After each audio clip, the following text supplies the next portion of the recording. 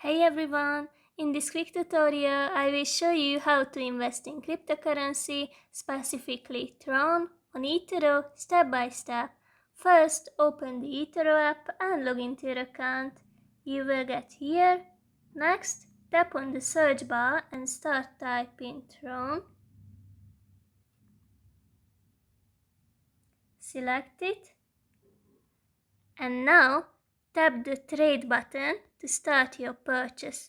Decide how much you would like to invest, and you can also adjust a few settings. For example, you can set a stop loss price which tells eToro to automatically sell your position if its value drops to a certain level, but it's possible to set it after the purchase as well. Under the order type, you can pick market to immediately buy at the current price, or limit if you would like to set a specific price.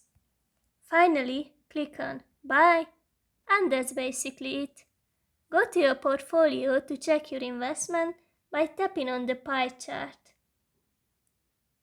Please note that this video is for educational purposes only and is not for financial or investment advice. Always do your research before making any investment decision.